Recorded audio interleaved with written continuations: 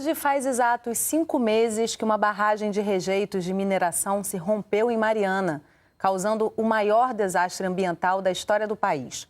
Passados 150 dias, o que foi feito para minimizar os danos e quais os impactos para a saúde da população e do meio ambiente? Desastre ambiental e saúde é o assunto do Sala de Convidados de hoje.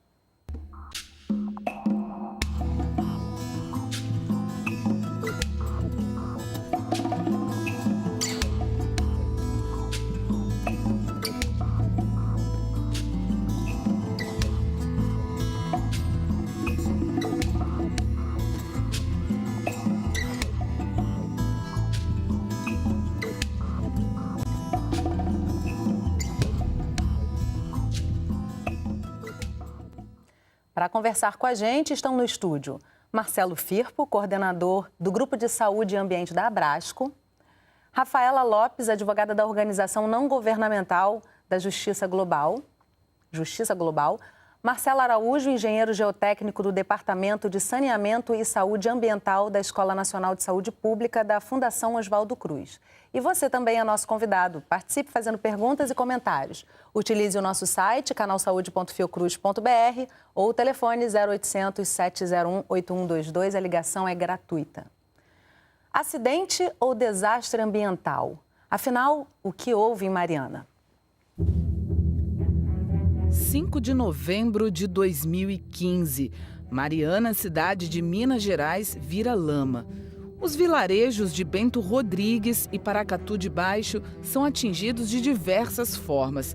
Casas, comércio, ruas, animais, tudo afundado. O motivo foi um rompimento em uma das barragens da mineradora Samarco. Mais de 70 milhões de metros cúbicos de rejeitos de mineração vazaram, invadindo e percorrendo mais de 600 quilômetros pelo Rio Doce e afluentes.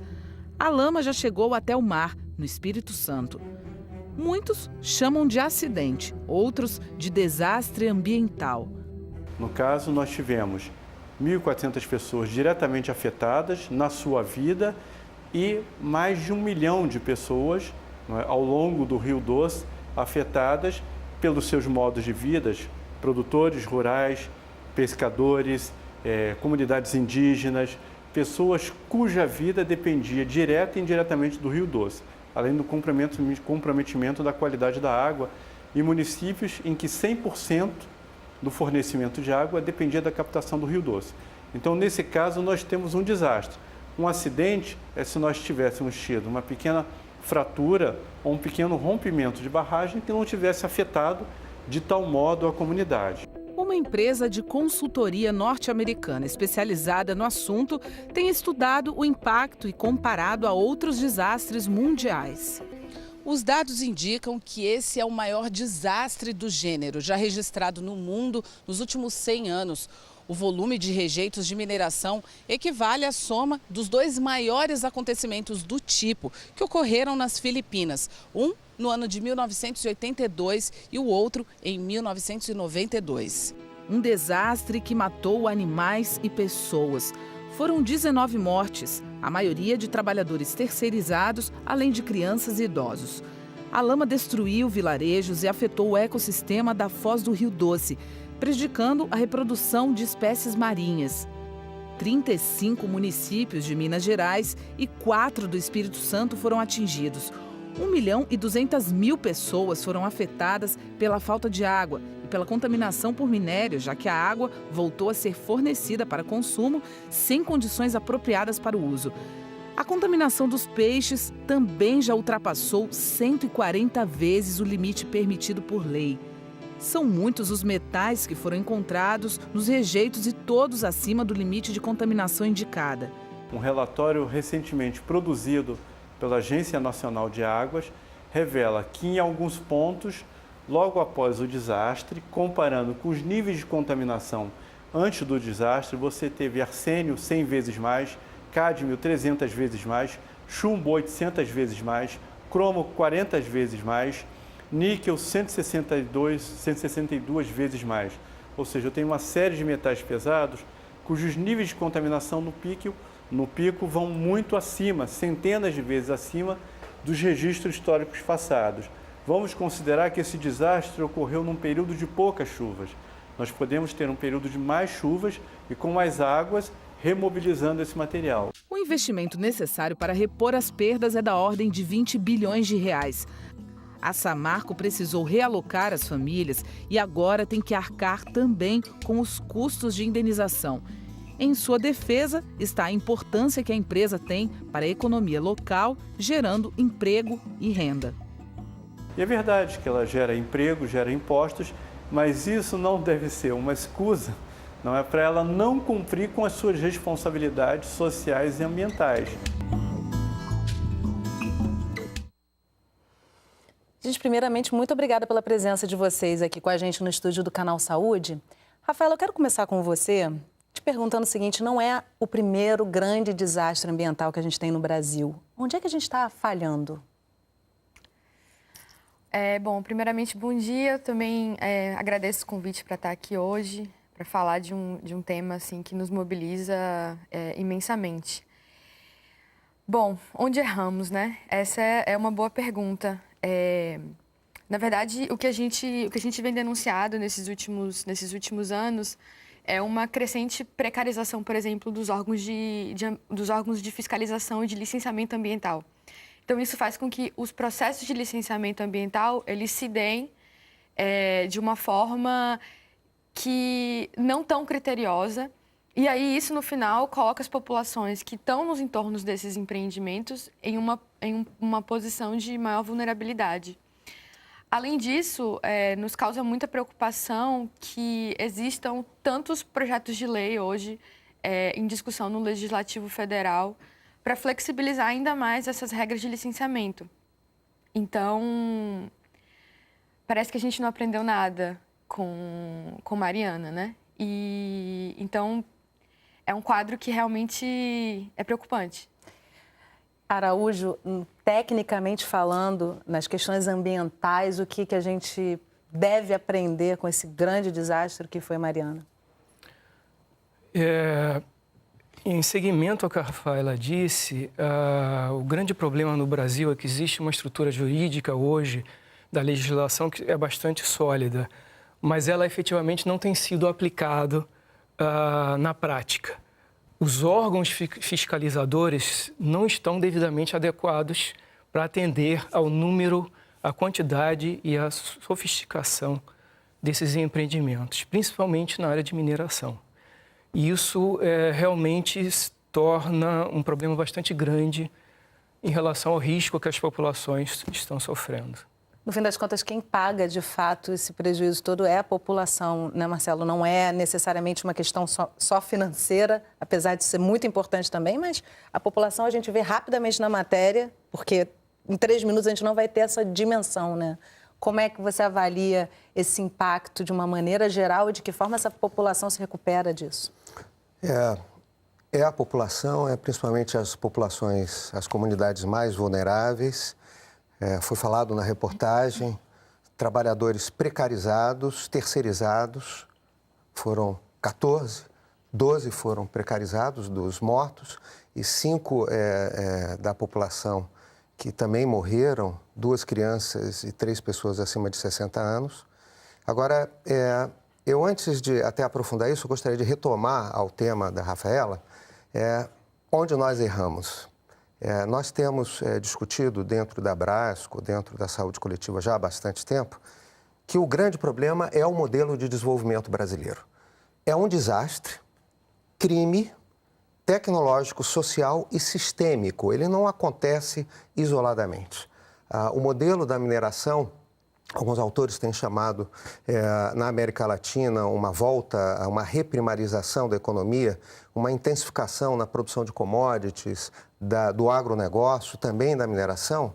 Ele permite que uma série de grandes projetos voltados a prover de matérias-primas que são muito baratas, mas que são extremamente desastrosas do ponto de vista dos impactos aos ecossistemas, ao meio ambiente e à população, eles se difundam ao mesmo tempo em que vários governos dizem vamos atrair esses investimentos, mas não se investe na respectiva ou na necessária qualificação do governo, das instituições reguladoras e fiscalizadoras e, ao mesmo tempo, não se democratizam os processos decisórios e de licenciamento ambiental. Isso é uma questão que aparece no fim da matéria, né? A dependência exatamente. que aquela população tinha da empresa e como um todo, ou seja, é um ciclo agora para se romper complicado, né? É um ciclo para se romper que é bastante complicado, mas ele só vai ser rompido quanto mais a gente perceber que esse modelo é um modelo desastroso. O desastre ele não é um evento isolado, ele é parte sistêmica desse processo. O Brasil ele tem 5 das 10 maiores mega minas de mineração de ferro do mundo. 4 das 5 maiores. Uma, que é a primeira, que é Carajás, e 4 outras em Minas Gerais. E, ao mesmo tempo, quanto menos concentração de ferro, mais se aumenta o tamanho das minas. E, ao mesmo tempo, que é uma questão central, que talvez a gente possa falar depois, esse preço das commodities é extremamente volátil. Então, era $12 em 2000 e passa, em 2011, a $150. E depois da crise, do pós-boom, vai descendo e volta a $50. E para quem está entendendo a gente compreender, Marcelo, uma linguagem bem para quem não entende nada desse assunto, qual é o impacto do valor de uma commodity nessa negociação toda para a população que está ali na ponta?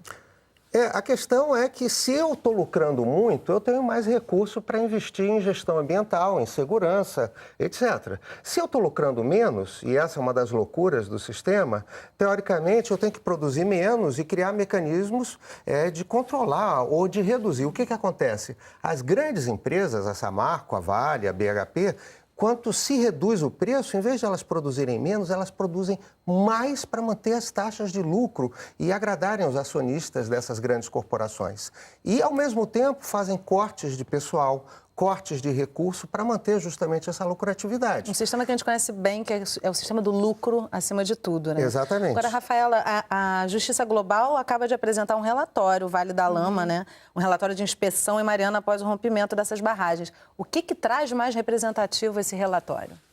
A gente tentou fazer um mapeamento das violações que as populações estão submetidas. E, assim, uma coisa que nos chamou bastante atenção e que está nesse relatório tem sido, assim, a gestão privada dessas repercussões ambientais, socioambientais, né? Então, assim, por exemplo, o Estado ele tem tido pouca participação no apoio às populações atingidas. Quem tem feito, por exemplo, quem fez o cadastramento das populações foi a Samarco. Ou seja, ela mesma foi a responsável por esse desastre e ela mesma foi encarregada de realizar esse cadastramento, de centralizar as doações que vinham de outros lugares do país. Então, assim, esse caso também deixa bastante claro, é bastante emblemático também dos cruzamentos, né, do poder público e do poder privado, né? Como o Marcelo estava falando, a mineração realmente é uma atividade bastante violadora de direitos humanos, né? Nós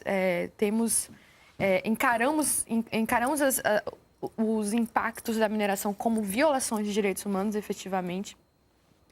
E é uma atividade que, por outro lado, é altamente estimulada pelo Estado. Então, é uma atividade que conta, por exemplo, com subsídios por parte do Estado, que conta com isenções. Então, quando um desastre como esse acontece, para além da responsabilização da empresa, que está bastante clara, a gente tem que olhar para o Estado também, e no papel que o Estado teve em um licenciamento frágil, né? Em uma fiscalização frágil, na gestão dessas repercussões, que não foi feita de uma forma efetiva, de uma forma que realmente pretende garantir direitos, né? A gente tem um acordo, o Estado celebrou um acordo com a empresa, assim, isso é uma imoralidade na gestão desses danos. E aí é mais uma prova de que a empresa ela conta com toda com inúmeras vantagens para operar, causa um desastre como esse e ainda por cima não é devidamente responsabilizada. E essa responsabilização não necessariamente vai conseguir, não vai de forma alguma conseguir evitar que o impacto disso siga por gerações, né, das pessoas, da população ali. Agora, Araújo, te pergunto o seguinte, não havia pelo que se noticia, um plano de contingenciamento na região. Que plano seria esse e que forma se pode usar essa situação? Porque Minas Gerais, como já foi citado aqui pelo Marcelo, tem várias mineradoras, né? Então, assim, é urgente que se pense em planos como esse. O que seria necessário se colocar na região como uma pré-educação, educar a população para lidar com esse tipo de situação de risco? Essa é efetivamente uma situação bastante complexa. O Brasil tem cerca de 30 mil espelhos de água. Desses, acho que em torno de 7 mil são artificiais. Ou seja, são barragens, né, que potencialmente existe um risco delas se romperem e causarem danos a jusante.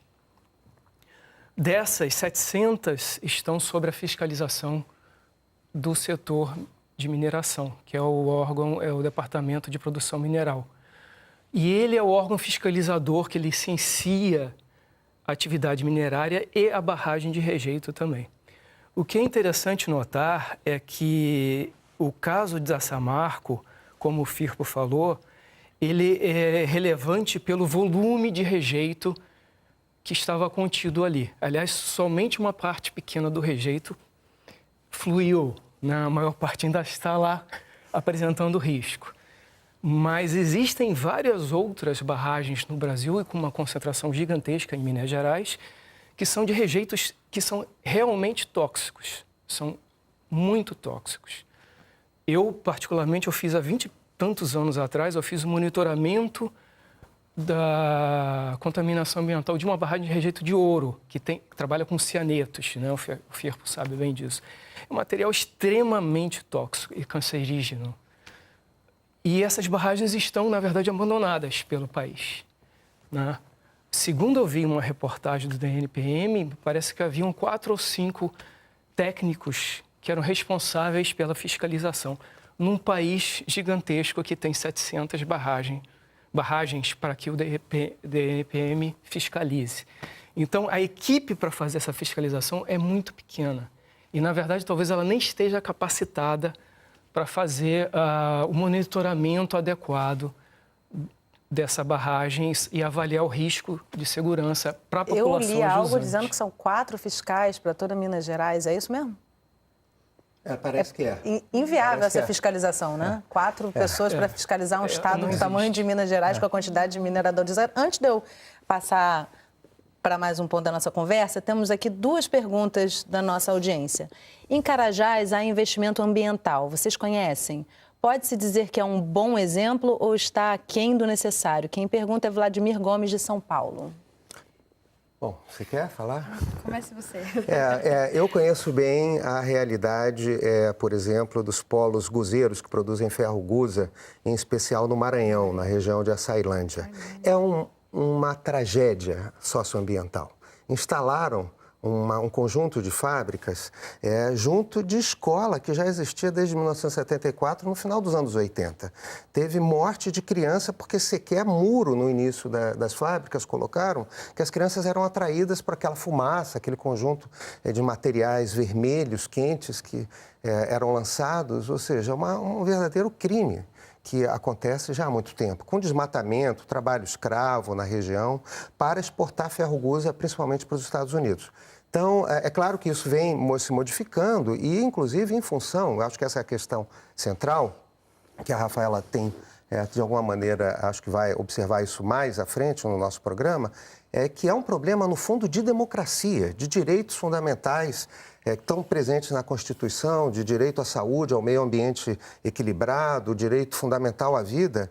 E quando as populações se organizam, a sociedade se organiza, é claro que isso vai tendo, num processo de resistência, de muita luta, vai se gerando outro modelo de gestão. Então, existe um movimento lá na região norte que enfrenta a Vale, existe um movimento internacional dos atingidos pela Vale, que enfrenta isso chamado justiça nos trilhos.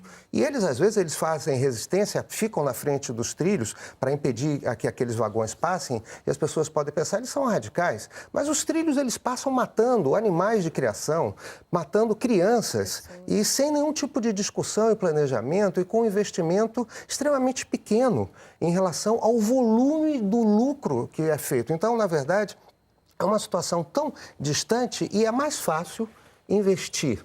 Não é mais fácil, é muito mais barato. A Vale é a maior produtora, exportadora, produtora de minério de ferro no mundo e a maior investidora de campanhas políticas no Brasil, em termos de empresas individuais. Então, o governador de Minas Gerais, deputados estaduais, deputados federais, eles recebem uma quantidade enorme de recursos, que é muito menor do que o lucro que eles têm. E a hora de se discutir é essa, né? A gente também, eu já fui a Carajás, a região de Carajás, e eu não considero, não mesmo assim, um exemplo. Além dessa problemática em Açailândia, né, que realmente é bem séria, a gente tem também os problemas na ferrovia mesmo, né, Carajás, porque o ferro, ele vai nos vagões sem qualquer tipo de tapume. Então, aquela substância está ali passando nos trens e está poluindo o ar, está poluindo as águas, está poluindo a saúde da população que está ao redor do trem, da ferrovia. Em muitos pontos, não há qualquer tipo de barreira entre as populações que estão no entorno da ferrovia e o lugar onde o trem passa. E em alguns lugares também, a Vale tinha a obrigação de fazer, por exemplo, viadutos para que as pessoas pudessem passar por cima da ferrovia. Em muitos lugares isso não existe. Então, para que as pessoas possam atravessar, elas têm que andar quilômetros e aí muitas delas acabam optando por passar por debaixo. Aí muitas delas são atropeladas porque o trem também ele fica parado por um tempo. Além disso, a Vale está num processo de expansão em Carajás, né? Vai começar a explorar a mina S11D, que tem tudo para ser o maior projeto de exploração de ferro da Vale, assim, vai aumentar a produção de ferro da Vale, assim, muito. E a gente tem relatos, assim, de trabalhadores rurais, de populações que estão sendo expulsas desses territórios porque a Vale está expandindo as suas operações e está expulsando essas pessoas. Então, isso também é muito sério. A gente vem denunciando isso também há algum tempo. A Vale tem um padrão efetivo de violação de direitos humanos. A Justiça Global também faz parte da articulação da qual que o Marcelo mencionou, né? A articulação internacional dos atingidos e atingidas pela Vale. E aí a gente vem denunciando que é um padrão que ela tem no Pará, em Minas, no Espírito Santo. E é até importante lembrar que nós estamos num momento voltando as atenções por conta do caso de Mariana, mas ao longo de anos essas questões passam totalmente discretas aos olhos da maior parte da população. Deixa eu lançar mais uma questão aqui da audiência. Queria saber de que metais estamos falando e que consequências podem trazer para a saúde humana e que tipo de contato. Quem pergunta é Maria de Lourdes de Juatinga. Acho que é o Marcelo. Na verdade, esse mineral, esse é um mineral de extração de ferro itabirítico. Ele não é um mineral que realmente tenha substâncias tóxicas em um grau muito alto, né? Existem outras minas em que os riscos são muito maiores, principalmente em relação à toxicidade das substâncias que estão sendo extraídas. Algumas até têm substâncias que são radioativas, né? O que acontece especificamente no minério de ferro é que o impacto na operação, que é mais preocupante, ele tem a ver realmente com a poluição atmosférica. Esse particulado que na operação da mineração e no transporte também, que ele é emitido, ele efetivamente vai prejudicar, causar doenças respiratórias nas crianças e nos mais idosos. Essa é a preocupação mais importante. Infelizmente, nem isso as mineradoras fazem o monitoramento. né? Até onde eu sei, poucas mineradoras apresentam relatórios de monitoramento das emissões atmosféricas nas redondezas. E a gente sabe que a população que mora nas redondezas é afetada. Existem registros. Às vezes até de forma não visível imediatamente, né? Exatamente. Essa também é uma outra Isso questão, demora né? muito tempo, é verdade. Agora, eu gostaria também de complementar o meu xará, meu colega, dizendo que existe realmente uma preocupação bastante séria com o aumento de uma série de metais que estão presentes na lama e que estão presentes a partir de relatórios produzidos, inclusive, pela Agência Nacional das Águas, revelando um aumento da intensificação de uma série de metais, alguns deles muito perigosos. Aí, uma primeira questão é até que ponto eles provêm, na verdade, da lama de rejeitos, porque aquele rejeito ele não possui só ferro, ou ele, na verdade, ele possui uma série de outros metais e outras substâncias que, eventualmente, nesse processo de concentração, podem aumentar em muito a concentração existente nos sedimentos, na água, naturalmente. E existe também um outro risco que, ao ser aquela lama e passando como uma avalanche por uma série de regiões, não é claro até que ponto outros tipos de contaminantes foram sendo também carreados. O fato é que, nesse momento, existe uma enorme preocupação das populações que consomem água, das populações que pescavam, não somente pelo fim dos peixes, né, mas também pela continuidade eventual dos pescadores, que é um dos grupos mais afetados economicamente, e também dos próprios agricultores familiares que vivem naquela região utilizando a água de irrigação vindo do Rio Doce. Aí, então, Marcelo, desculpa, eu vou te interromper, porque a gente precisa fazer um intervalo rápido e você está chegando exatamente no ponto que a gente quer levar para o segundo bloco, que é a saúde dessa população, né? Porque, de fato, como a gente citou aqui rapidamente anteriormente, serão gerações afetadas com certeza e já começa agora esse impacto, né? E eu quero também trazer com você, Rafaela, a legislação brasileira, o que ela tem a dizer sobre isso tudo. A gente está muito atrasado ou a aplicação dessa lei não acontece? Então, a Sala de Convidados vai fazer um breve intervalo, não sai daí que a gente volta já.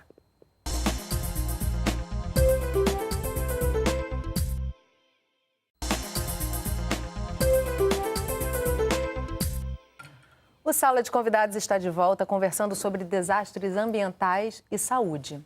Nossos convidados são o Marcelo Firpo, coordenador do Grupo de Saúde e Ambiente da Abrasco, Rafaela Lopes, advogada da organização não governamental Justiça Global, Marcelo Araújo, engenheiro geotécnico do Departamento de Saneamento e Saúde Ambiental da Escola Nacional de Saúde Pública da Fiocruz. E você também é nosso convidado. Participe fazendo perguntas e comentários. Utilize o nosso site, canalsaude.fiocruz.br ou o telefone 0800 701 8122. A ligação é gratuita. Passados 150 dias do desastre ambiental em Mariana, as consequências para o meio ambiente e a população ainda continuam. Abril de 2016. 5 meses se passaram. Quase não se ouve mais falar de Mariana, mas para a saúde coletiva é justamente este fato que o torna mais importante. É hora de avaliar as questões socioambientais das regiões atingidas. Uma delas afeta a cidade economicamente. Mariana é um conhecido destino religioso e turístico. Desde o desastre, a taxa de ocupação de alguns hotéis e pousadas caiu pela metade em relação ao ano anterior, como mostra essa matéria da Agência Brasil. Já os moradores das áreas afetadas estão passando por muitas dificuldades. Após o desastre, as vítimas foram alocadas nestes mesmos hotéis. Agora, as famílias estão morando em casas alugadas, com despesas que devem ser pagas pela Samarco. No entanto, o que vem sendo relatado é que a mineradora não está cumprindo com a responsabilidade. Até o final de março, das 34 famílias da região norte do Espírito Santo que foram cadastradas para receber o cartão de benefício, apenas 7 haviam recebido. Nós temos os órgãos governamentais agindo de forma descontínua, fragmentada, alguns ainda com uma certa omissão, não é? E a empresa, dia a dia, reduzindo, não é? O que ela vai ter que arcar em termos de custos, transformando 20 milhões em 10 milhões, 10 milhões em 4 milhões, não é? E por aí vai. O acordo entre o governo federal, os estados e a mineradora, que prevê a recuperação da bacia do Rio Doce, não agradou ao movimento dos atingidos por barragens. Pelo acordo, a empresa deve destinar R$ 4 bilhões e 400 mil para compensar prejuízos sociais, ambientais e econômicos nos próximos 3 anos. O total é de 20 bilhões a serem aplicados em ações compensatórias durante 15 anos. Em nota, o movimento questionou a destinação deste recurso a uma fundação privada formada por especialistas indicados pela própria mineradora. A recuperação não vai se dar no curto prazo. Aparentemente, não é? No curto prazo em algumas áreas, mas nós vamos exigir aí décadas e séculos, a depender da proximidade da área com o rompimento da barragem, a depender do nível de impacto naquela área, para a recuperação. Fora a vida das pessoas que dependiam economicamente, ou seu modo de vida dependia diretamente do Rio Doce, sem contar aquelas famílias na área diretamente afetada. Pescadores também reclamam que a Samarco não pagou o que foi previsto em um termo de ajustamento de conduta feito através do Ministério Público. Eles deveriam receber um salário mínimo, mais 20% por dependente e uma cesta básica por mês. Em nota, a Samarco defende que continua empenhada em reparar os impactos gerados nas comunidades ribeirinhas e que o cartão de auxílio depende de uma análise da base de cadastros. O desastre não só acabou, como as ações, ainda muitas, são descontínuas, fragmentadas, e se a gente não tiver uma mobilização permanente, elas vão cair no esquecimento, como em tantos outros desastres, transformando o desastre, que é um evento agudo, num problema crônico, principalmente para as pessoas que foram direta e indiretamente afetadas. Duas coisas me chamaram a atenção nessa reportagem, duas falas, né? A primeira é que depois de 5 meses quase não se ouve mais falar em Mariana, e outra o nome do movimento dos atingidos por barragens, que nos diz muito sobre a repetição dessas ocorrências e do esquecimento que também caímos sobre elas. Eu queria começar cumprindo uma promessa do bloco anterior, Rafaela. A nossa legislação, ela é capaz de resolver esse esquecimento e resolver também a possibilidade de repetição desses fatos?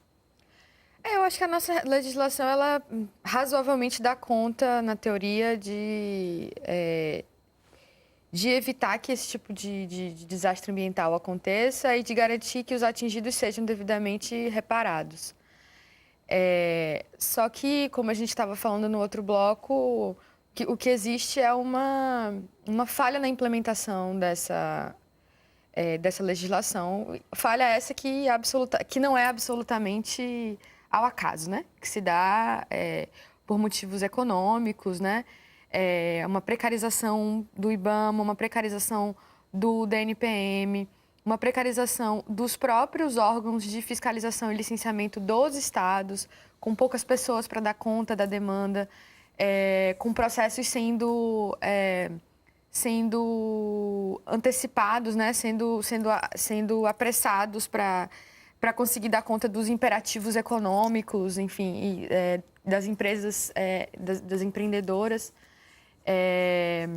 E, como eu falei também, a preocupação com o porvir, né? A gente, como o Marcelo falou, a gente está num momento de baixa das commodities, então o momento realmente é de flexibilizar tudo para facilitar o acesso das empresas a esses recursos naturais e, obviamente, fragilizando os direitos das populações que estão no entorno desses empreendimentos. Marcelo, como é que a Fiocruz e a área da saúde estão lidando com essa quantidade de impactos? Como a gente já citou no bloco anterior, há um impacto de pequeno, médio e longo prazo na saúde dessas pessoas, na alimentação, no estado psicológico, enfim. Hoje a Fiocruz trabalha juntamente a partir do Ministério da Saúde, de alguma forma, diretamente na região? Existe pelo menos 2 frentes de trabalho. Uma frente de trabalho foi a criação, pela Fiocruz, imediatamente após o acidente, de uma coordenação das ações institucionais lá em Minas Gerais, através do pesquisador Léo Heller, que é um grande nome, uma grande figura, atual relator pelo direito à água e ao saneamento básico, ao esgotamento sanitário da ONU, e é um grande especialista, e ele, lá em Minas Gerais, a Fiocruz de Minas Gerais, passou a coordenar uma série de atividades, de discussões, e que, desde então, vem produzindo algumas frentes de trabalho.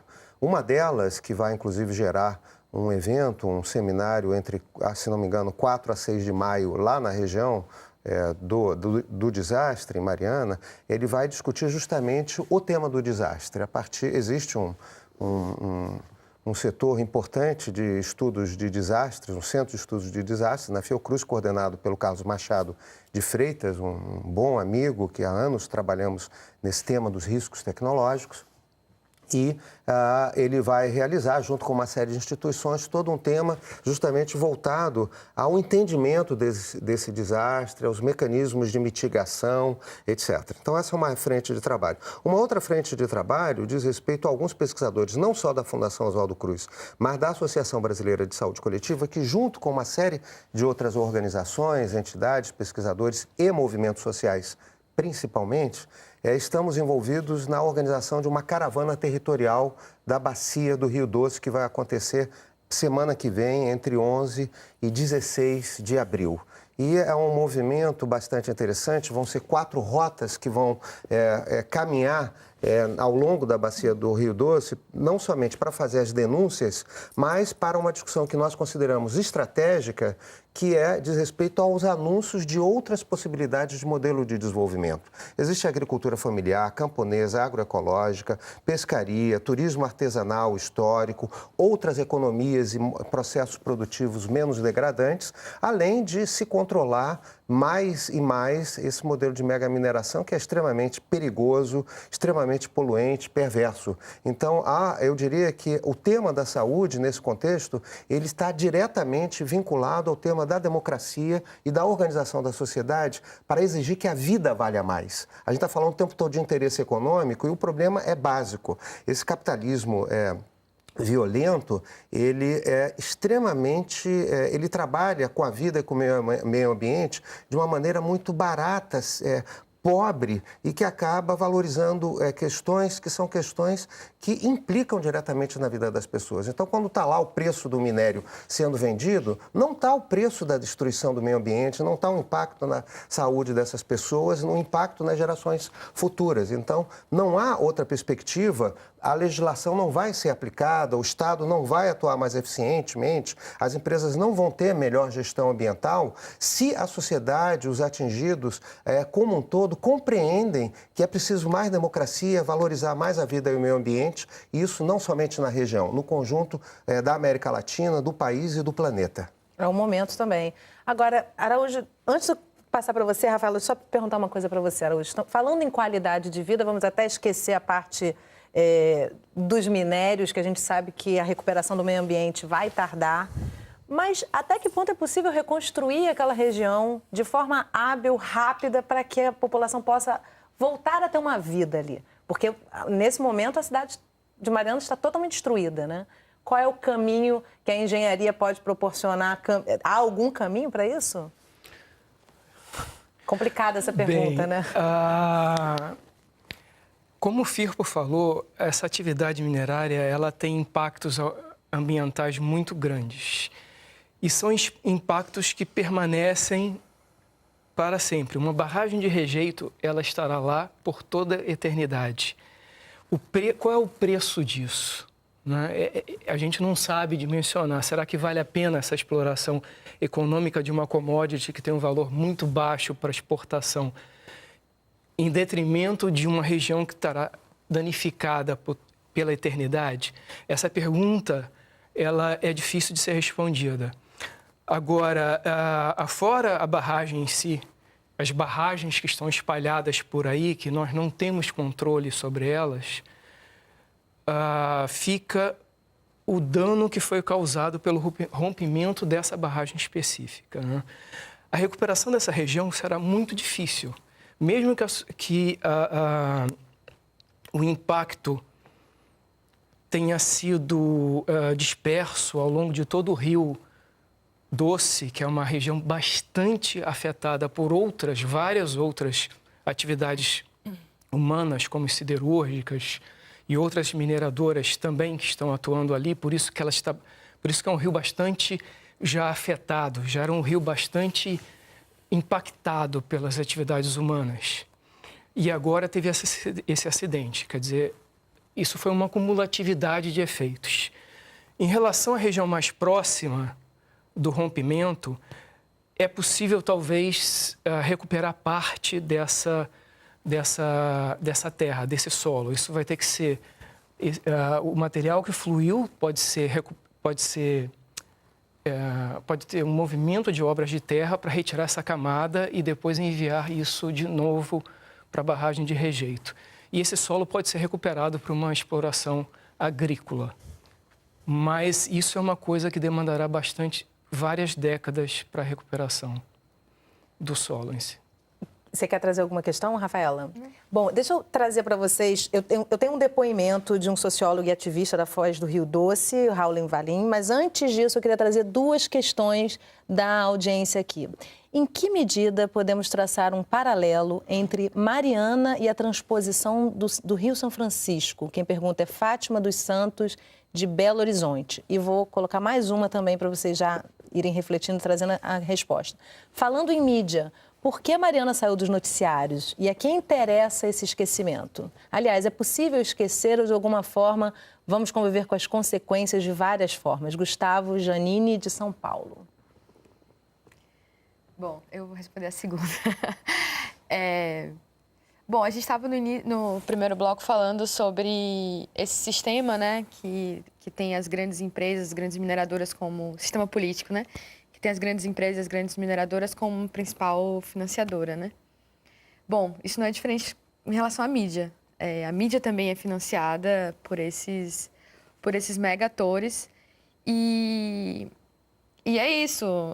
Teoricamente, né, dentro do senso comum, Mariana já foi um assunto resolvido quando o acordo foi celebrado. Então, para esses veículos, né, não há nada mais para ser noticiado, né? Eles não vão dar voz para a gente, né? Não vão dar voz para todo esse movimento de crítica que é feito, né? E que encontra espaço em programas como esse, por exemplo.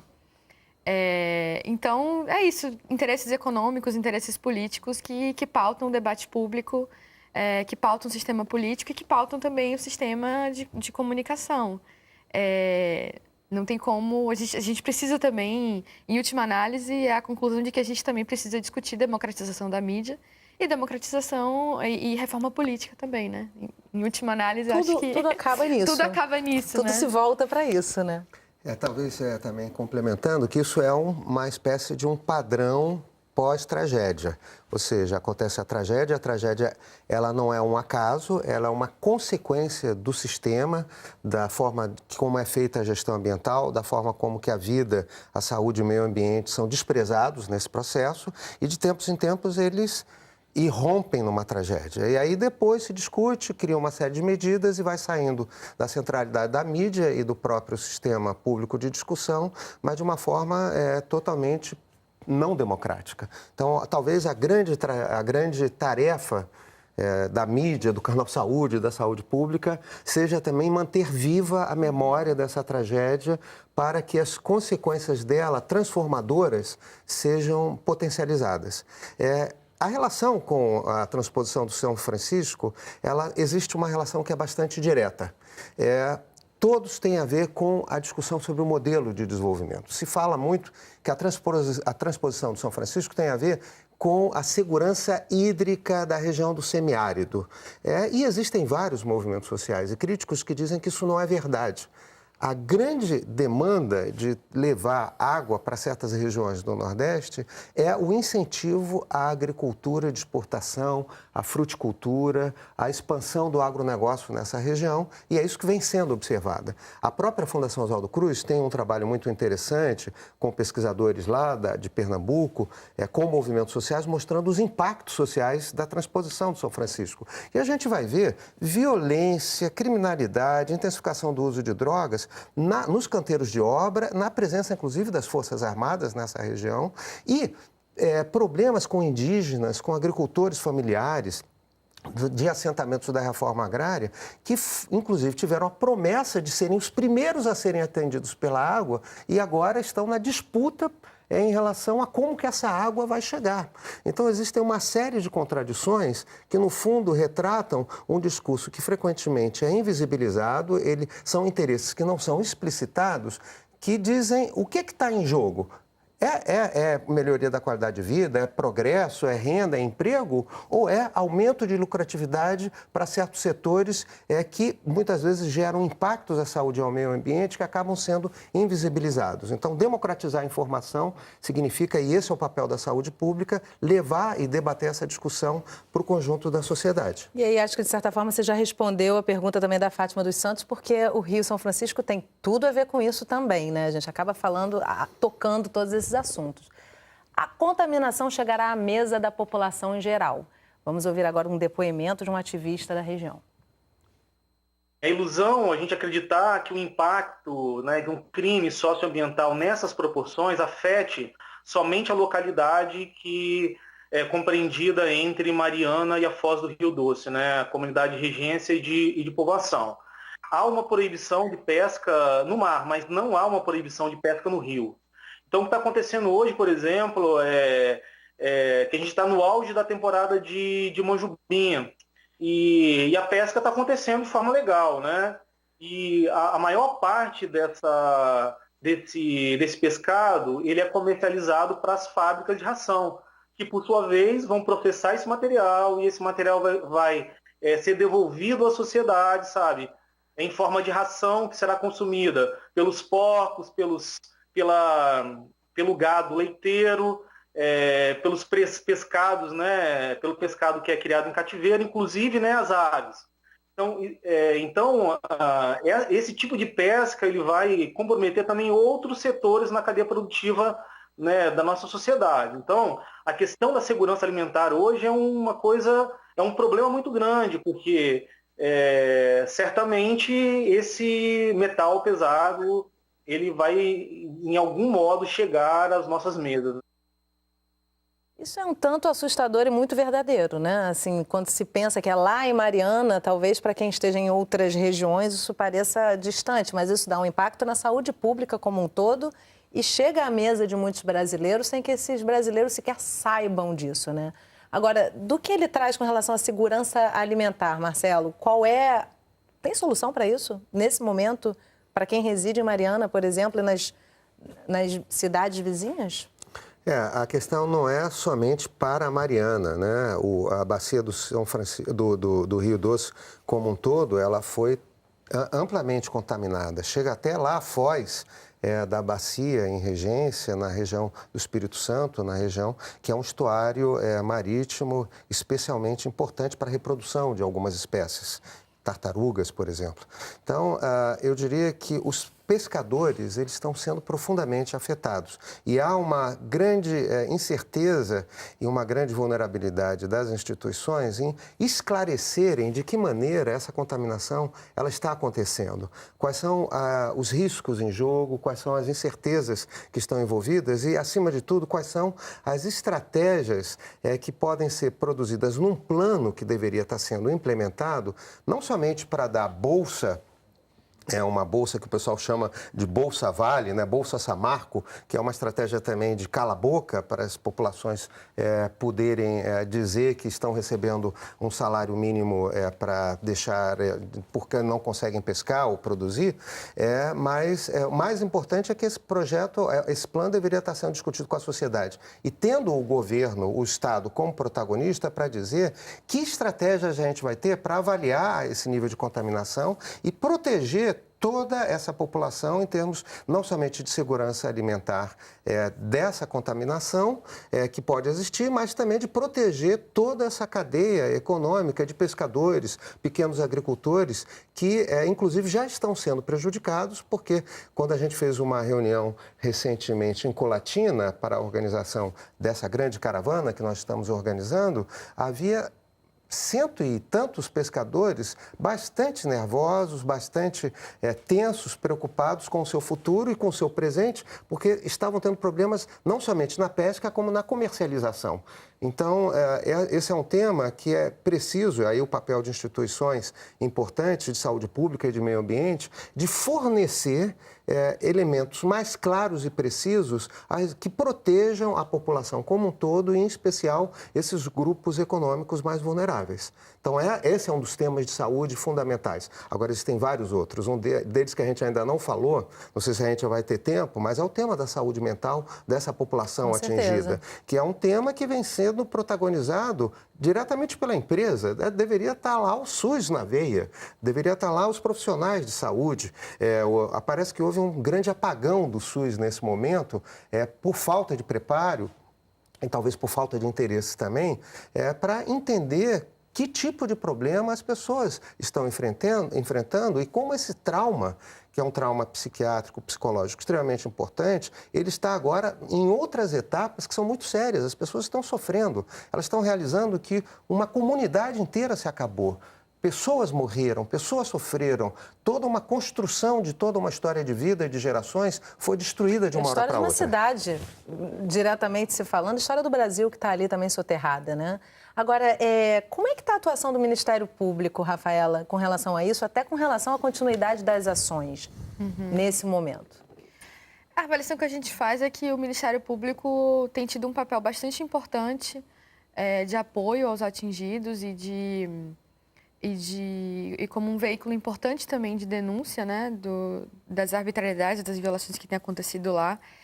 E acho que algo também digno de nota, assim, que a gente também aplaudiu bastante o Ministério Público foi o fato dele, nem o Ministério Público Estadual de Minas Gerais, nem o Ministério Público Estadual do Espírito Santo e nem o Ministério Público Federal participaram do termo de negociação celebrado entre órgãos do Estado e a Samarco, a Vale e a BHP para tratar enfim, esse termo que foi falado na matéria, né?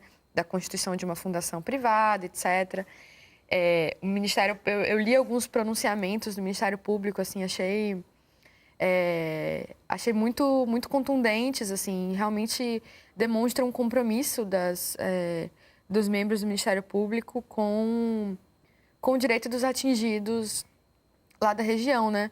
A avaliação que eles fazem sobre o acordo é que se trata de um instrumento que pretende simplesmente garantir que a empresa volte a funcionar, está muito mais preocupada com a empresa, efetivamente, com o funcionamento da empresa, do que em garantir os direitos da população atingida e também a mitigação dos efeitos sobre o meio ambiente. Então, a avaliação que a gente faz é bastante positiva. Está cumprindo o seu papel dentro do possível, sim, de né? fiscalização, de pressão, como um representante da sociedade mesmo, né? Assim, no processo judicial. Araújo, a gente está assim, caminhando para o finalzinho do programa. Eu queria saber de você o seguinte: nesse processo de pensamentos e de reflexões para que essas tragédias parem de se repetir, você percebe, enquanto engenheiro, existe um interesse da escuta técnica para que se coloquem realmente técnicas que evitem esses tipos de acidentes no futuro, de correções dessas construções de barragens, enfim? Como é que você percebe a influência realmente de um pessoal técnico para que evite esse tipo de tragédia no futuro? Essas barragens de rejeito, efetivamente, elas são construções bastante complexas. Porque você está trabalhando, você está construindo um maciço que, na verdade, você não tem tanto controle sobre aquele material. Efetivamente, no Brasil, existem poucos engenheiros especializados nessa área. Isso fica mais difícil ainda para o próprio órgão regulador, efetivamente, ter uma equipe para fazer o monitoramento, a avaliação, o licenciamento desses empreendimentos, né? O que eu acho que é relevante ressaltar é que é preciso realmente dar uma estrutura, da consistência nessa estrutura reguladora para que esses acidentes não venham a ocorrer. Em toda essa discussão sobre Mariana, até agora a gente não consegue entender o porquê que a barragem rompeu. O que aconteceu? Isso é bastante relevante. exatamente porque tem outras centenas de barragens iguais a essas, talvez menores, mas principalmente com substâncias muito mais tóxicas, com substâncias muito mais perigosas. Isso é extremamente preocupante. Se essa estrutura do Estado não estiver pronta para fazer esse monitoramento, esse licenciamento, realmente nós temos um problema... Algumas tragédias anunciadas pela Exatamente. frente, né? Crônica da morte anunciada, né? Com certeza. Que já não é novo, porque aconteceu em 2001, 2003, 2008, 2014, morte, destruição ambiental, num patamar menor do que o que aconteceu agora com a Samarco. Então, na verdade, isso não é novo, é um processo crônico, sistemático, e é preciso criar condições de debater qual o sentido dessa mega mineração e desse modelo de desenvolvimento. Eu sei que a gente está se aproximando do fim e a minha preocupação, vamos chamar assim, uma mensagem, é preciso dar dignidade às populações atingidas, mas é preciso também criar alternativas, porque o futuro sustentável e saudável, se vai acontecer, não sei, né? Não sei se o planeta vai sobreviver a essa loucura civilizatória, né? A esse capitalismo globalizado que pensa numa máquina de Isso é globalizado acumulação. Num sentido, né? Numa direção, na verdade, né? Ele se globaliza, mas ao mesmo tempo ele fragmenta direitos. Mas o futuro não será o futuro da mega mineração. Então, outro dia, só para um exemplo que eu ouvi outro dia, tão terrível e que as pessoas não sabem. Em poucos anos, dessa virada do século, a China, poucos anos, consumiu a igual quantidade de cimento do que um século de cimento que foi consumido na maior potência mundial, que é os Estados Unidos da América. Então, a gente está numa máquina de produção, de extração e num metabolismo social que é impossível ter perspectivas sustentáveis e saudáveis de vida no planeta. E o Brasil, a América Latina, enquanto não perceber e achar que isso é bom para o país e para o futuro e não investir em alternativas para o petróleo, para a mega mineração, para o agronegócio de monocultivos que destroem o meio ambiente, expulsam populações indígenas, cortar essa engrenagem, né? Não vai, a gente tem que cortar essa engrenagem e pensar em outros modelos de sociedade. Para ontem, né? Gente, muito obrigada pela presença de vocês aqui com a gente. Muitas reflexões colocadas. Obrigada mesmo. Obrigada. Se você quiser rever ou baixar ou ainda compartilhar esse programa, entra no nosso site, canalsaude.fiocruz.br. E você também pode acompanhar o Canal Saúde no Facebook e no Twitter. O Sala de Convidados contou com uma colaboração da NBR e a gente se vê na próxima semana. Até lá!